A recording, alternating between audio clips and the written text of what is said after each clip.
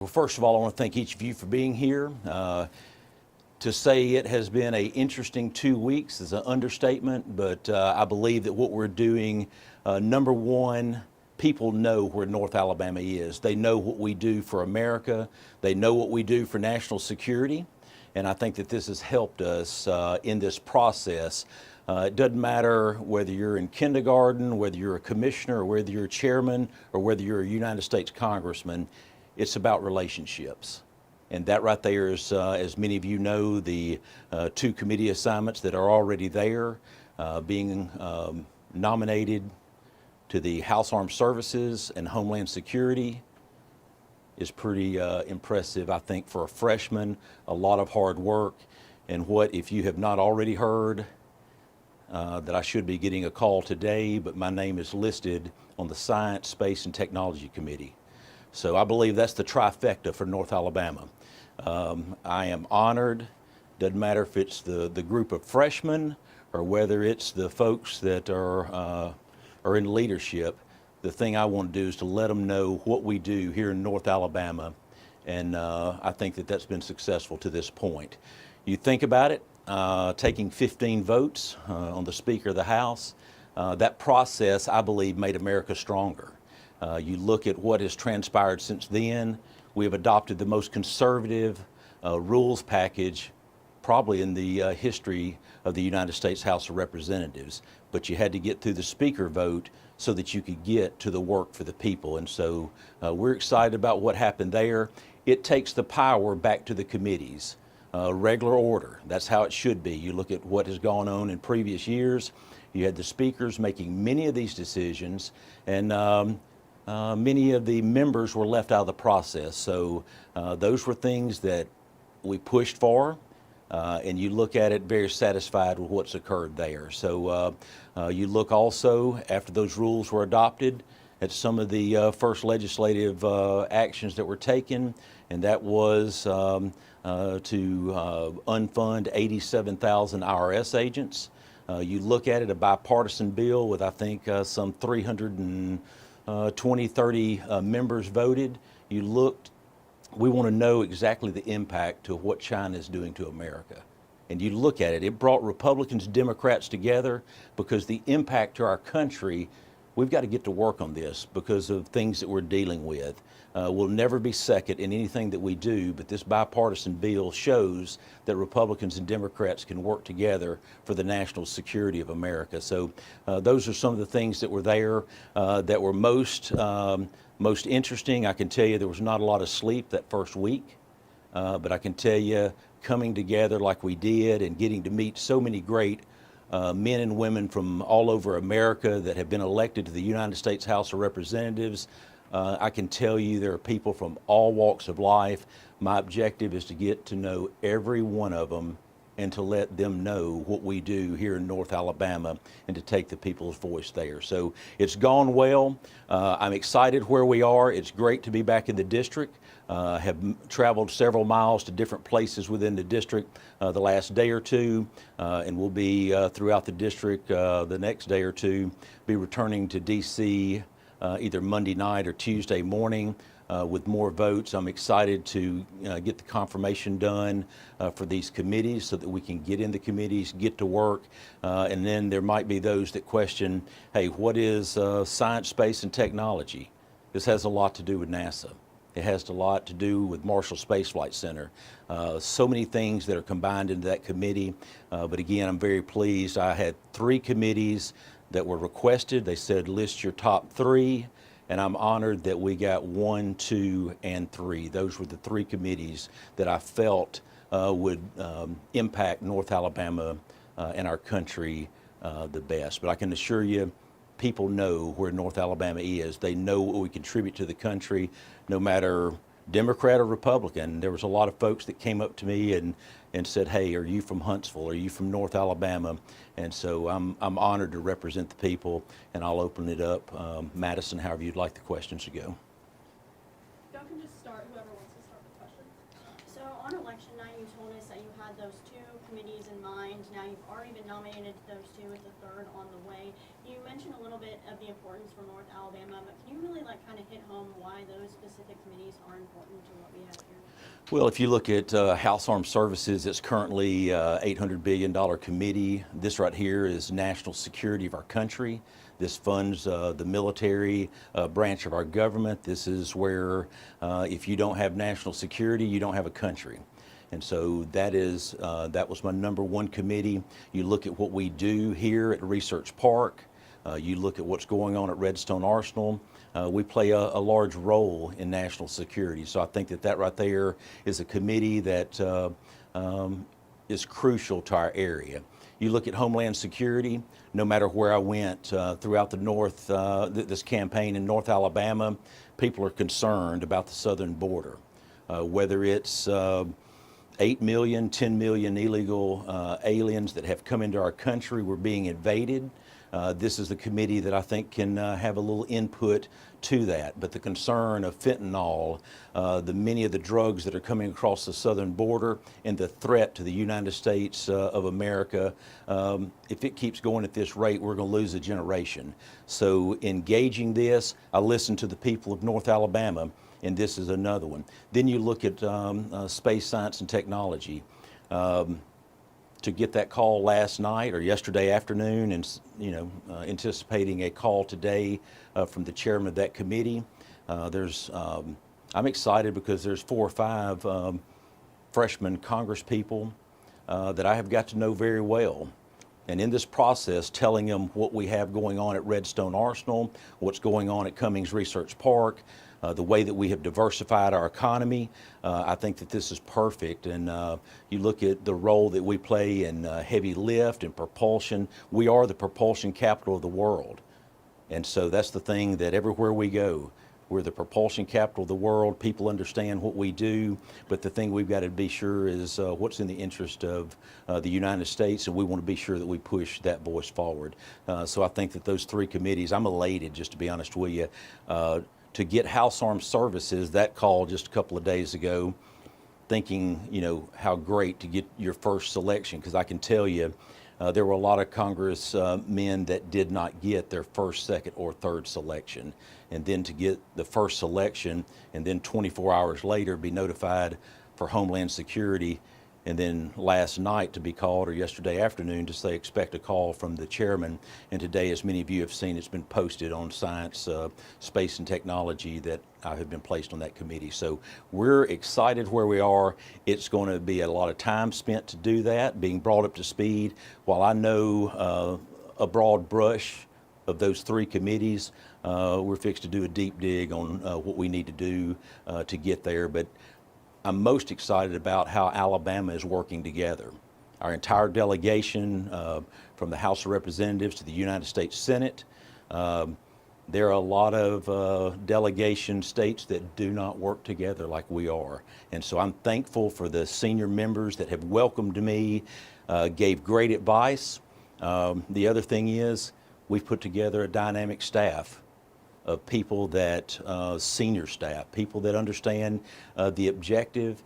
And so I think that has benefited me greatly, especially the first 2 weeks. And so we've got a great staff here in North Alabama, but in DC, we've got people that are from this district. I think that's something I like to stress. I'm talking about people that went to high school in our communities, people that went to college at Alabama, Auburn. They understand North Alabama, and I think that offers us a new dynamic. And so I'm excited about that also, because it's not just about me. It's about a team, and it's about North Alabama and taking that voice to DC. Tell me a little bit about you being a freshman, being placed on these committees, and what that means for North Alabama. And is that a reflection of Alabama and North Alabama's presence in the United States? Oh yeah, I'll tell you right now, that's the thing in many of these receptions or whenever we're able to get in the cloakroom, many members have visited here that I didn't even know about. But you look at it, it kind of started early on, that getting to know the more members, SEC, Southeastern Conference. That's what we did. Georgia, Mississippi, Alabama, Florida. I started being sure that I was getting to know those folks to say, hey, this is what's going on in our community. This is what we've done in the past, and this is what we're hoping to do, talking about our technology, our level of education. And we've got a story to tell. You think about what's happened since the German rocket team to where we are today. Iron Dome, Patriot, the missile packages continue, but people know where we're at. The other thing is lining it up for more people to visit our community. That is something that I'm already working on. I think that to see it is to believe it, and I think that that's something that we're hoping to do. Redstone Arsenal is phenomenal. It has room to grow, and that's the thing that we want to be sure that the rest of the country knows, is that we've got the ability to grow right here in our community. Obviously, you ran into a pretty quick hiccup in your time in the House with that whole vote. Were there any other unexpected hiccups so far in your time? I don't know if it's a hiccup. What we ran into is an opportunity for Congress people to have communication, because I had other people that came up and said, you know, that they were sworn in during COVID and that they're meeting members of Congress, and they've been there for 2 years that they've never met. So it was a unique situation that allowed us to meet. The other thing, if you look at the way that business is being conducted, rather than votes taking an hour or two, a lot of these votes are 15-minute votes, 5-minute votes, or 3-minute votes. You got to stay on your toes. Your staff has got to be with you to be sure that you're where you need to be. We had members of Congress. We had one that's wife had a baby. And there's a narrow majority, so you got to be sure everybody's there. We've got another one that had surgery on the Democratic side of the aisle, and you had a congressman from Oklahoma that's mother died. And so all during this process, a lot of people might not have seen that, but to be sure the votes are there. But I was most pleased with that bipartisan bill to show that, man, there is a common accord with both sides of the aisle on certain things. I've encouraged for clean bills in many cases. I believe energy, you look at the debt of our country, if we bring clean bills together, southern border, I still believe that there's a commonality there where we've got to address some of these issues, and so those are the things that we're looking at today. You know, so over the holidays, you know, the biggest thing that was happening here at home was the energy around, you know, all of the demand, it was unprecedented demand. So I know TVA is doing an investigation. Are you doing anything to look into that to make sure that people in North Alabama aren't going to go through those blackouts or an energy crisis? Absolutely. I've been in contact with the CEO of TVA since those rolling blackouts. You look at the economic development that has already transpired in North Alabama, and then the economic development that is in the hopper. We've got to be sure that we've got enough energy not only for today but also for future generations, and so those are things that concern me. You look at it, TVA since 2012 has closed 6 coal-fired plants. We've got to be sure that we've got the ability to produce energy for this TVA district. You look at it, it takes all of it. It takes nuclear, it takes coal, it takes hydro, it takes gas, and these are the things that I want to be sure that we're communicating. I think that that we were heard. I appreciate that conversation. It was a pretty long call, but I will tell you this right here. It goes further than that. You look at Bellefonte nuclear plant, billions have been spent, hadn't produced 1 drip of nuclear power. Things have changed since it started, but the big thing we've got is to be sure. TVA has an enormous amount of property throughout the 5th Congressional District. Let's utilize that property, or let's return it to the people, and let's do something else with it. So those are things that we're looking at, but I'm grateful for that call, and that communication is not finished, I can promise you, but it was well received, and I'm grateful for it. So follow up to that. So in that conversation, did they kind of explain what happened? Was it mechanical failure? Did they give you any more explanation on it? Yeah, there's an explanation of consumption versus production, and no matter where that happens, if you're consuming more than you're producing, you're going to have problems. But multiple issues there, but I promise you this right here, I feel that there are solutions that will solve that, but I do know that we've got to do a better job as a team, because if you're recruiting industry to your community and you do not have enough energy to sustain, I can promise you that will create a huge issue really quick. So we'll continue that conversation with TVA. Speaking of debt, the U.S. is going to reach its spending limit today. Do you think the 5th Congressional District is concerned about it? Do you see a compromise between Congress and the White House? Well, I'll tell you this right here. The 5th Congressional District is definitely concerned. When you're approaching a $32 trillion debt, that's concerning to anyone. I do, I've seen the same communications what the President has said. I believe that we've got to work through this together. The debt limit, of course, today, they're saying it's been met today. They will do emergency operations to get us till spring, probably till a vote. Congress is going to have to make this decision on the debt limit, paying for debt from previous Congresses. But I do believe that the rules package that was passed will lead to reduced spending, and I think that that was a huge step. But again, we've got to be sure that the White House is communicating with not only the Senate but also the House, and together a solution has got to be made. But cutting spending throughout this country is something that's got to happen. What are your thoughts about George Santos? And is he one of the freshmen that you've gotten to talk to or gotten to know at all? I have not. I've met several members from the New York delegation. I am aware that Santos is on the Science, Space, and Technology Committee, but again, that is one that I have not had an opportunity to get to know outside of speaking to. But again, there's a lot of concerns there from his own delegation and what we have seen to this point. But again, we're going to keep working through this process, and if Santos is a member, we're going to continue to work with those that's been elected and let New York make that decision who they want to represent them. I know that the voting majority is narrow, and I appreciate that situation, but given what has come out about him, should he be a member of the House of Representatives? Well, I'm going to let the voters in New York decide that. The big thing is currently he is a member of the United States House of Representatives. He has the same rights that I have, but there are concerns out there from members of Congress. But at this point, he is a member of the United States Congress, and I'm going to be sure he knows the needs of North Alabama and what our capabilities are.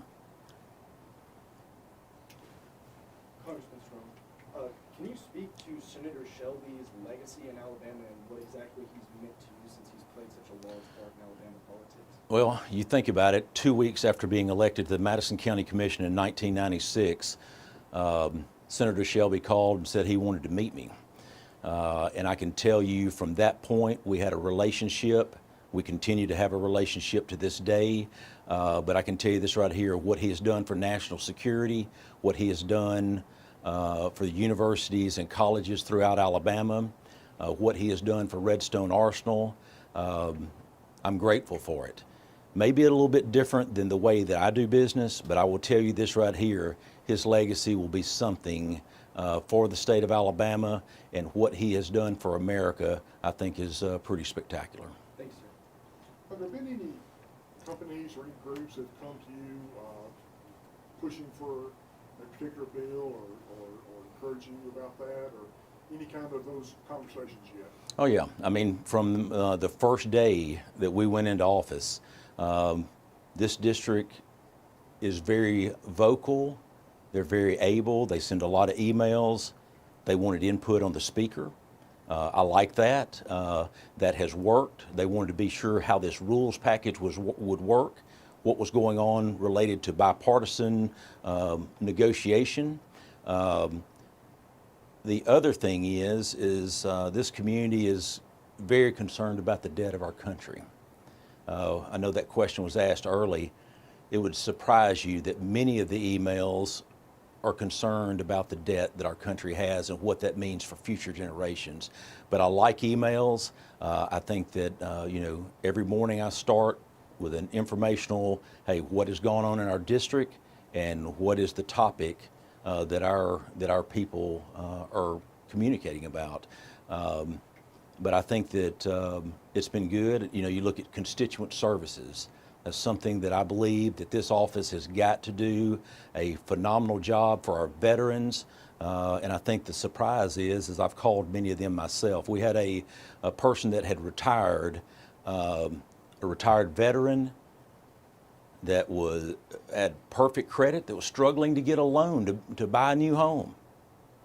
And I said, I need to know what we're doing to be sure to get the information so he can purchase that new home. And matter of fact, it happened within 72 hours. I made a personal phone call to say, I want to be sure that my staff has handled this appropriately. You can't imagine when you make a phone call to somebody related, a veteran trying to buy a new home. So I think it touched me as much as it touched him. Dale, we know that Huntsville is the preferred location for Space Command. Has there been any update on those talks?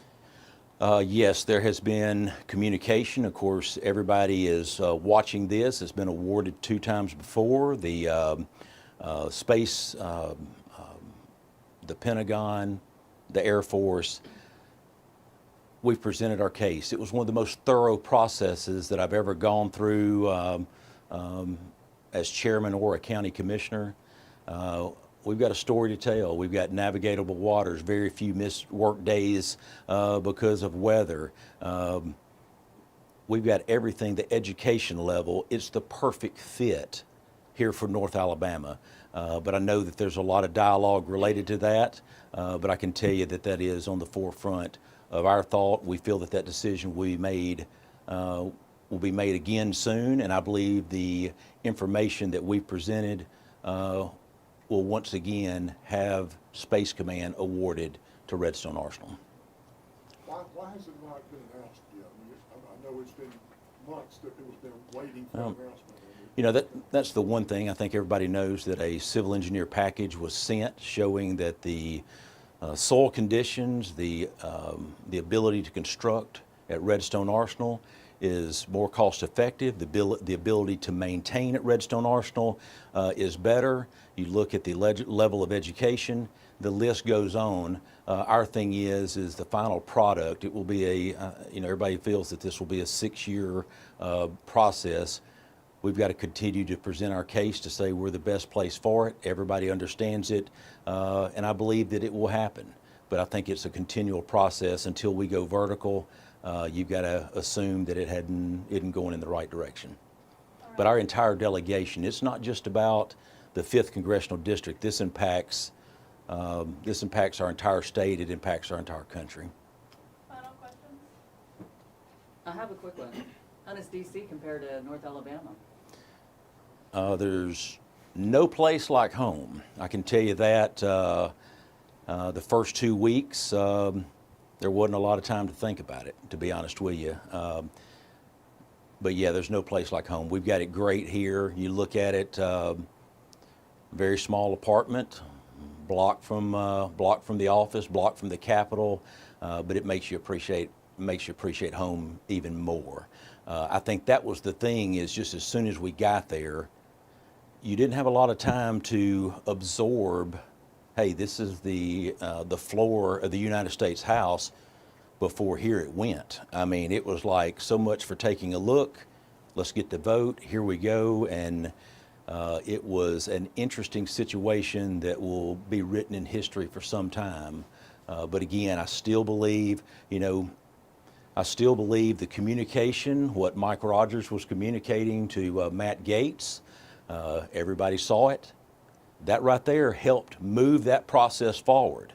Because if you remember, they were wanting to vote to suspend, which meant that we would have left on Friday and then took it back up on Monday. So there was some pretty heated dialogue about we need to move forward for our country. And then you look at what else happened. That vote to suspend, everybody thought that we were fixed to leave, and all of a sudden I can remember I was like, we need to keep this vote going. The people of our country, we've got to get this vote going. And it went from a vote to suspend to votes changing, and here we went with the 15 votes, the 15th vote that led to a speaker, that led to a rules package. And I'll be honest with you, the power has been taken away from the speaker, however you look at it. I think everybody sees that. The power is back with the committees, where more input from all over this country is going to be taken. I think that was huge. That's what the majority of our conference was pushing for. And I think that that's what made a difference. But I think history will write the communication that Mike Rogers had led to a change vote to suspend, that led to the 15th vote, that led to a speaker, that led to immediately suspending 87,000 IRS agents, to a rules package, to a bipartisan bill where 300 plus members of Congress came together and voted on something. So this is a book that is continuing to be written, but I'm honored to be a United States Congressman from the 5th Congressional District of Alabama. I have one final question. So, you say that there's no place like home. Well, in the last 2 weeks, we've had a lot of gun violence. There was a mass shooting yesterday. Guns were brought to 2 separate schools in our district. Are you at all concerned about gun violence, especially when it comes to young people in this community? Well, I'm more concerned about 2 parents in the household looking out for those children. I think that's one of the biggest things that we see. But anytime a child has access to a gun, that right there, as Christy Finley said, this is about parents, and the city school system needs your help. It doesn't matter what school system you're in. If children have access to weapons, it's going to lead to something of that nature. Thank goodness this was headed off. But I'm telling you right now, I agree with Christy Finley. This right here comes back to parents. We've got to have parents that understand that their children do not have access to guns to take into our schools. Is there any comment on the mass shooting that happened about 2 weeks ago and happened at a birthday party with a bunch of 17-year-olds? More than 200 rounds were fired. Any comment? No comment. Thank you, guys. Did everybody get a question? I know that, man, y'all made an effort to be here. Yes, sir, your question. I was going to ask, you brought up the 87,000 IRS agents. That bill probably has a little chance of passing to the Senate. Could you kind of speak to what might happen after that, and even more efforts to rein in? What I'll do is I'll tell you the House of Representatives did their job. One of the things that I actually wanted to do to that bill was to amend it, to put 25,000 additional border security agents there. I think that the votes might have been there, but I didn't want to convolute the efforts that those 87,000 IRS agents are not needed. Again, that right there was, I'm proud of that vote. I'm glad that we stopped it. But again, the House of Representatives did its job, and hopefully the rest will do theirs. Everybody else? Good. Thank y'all for being here, and I appreciate it.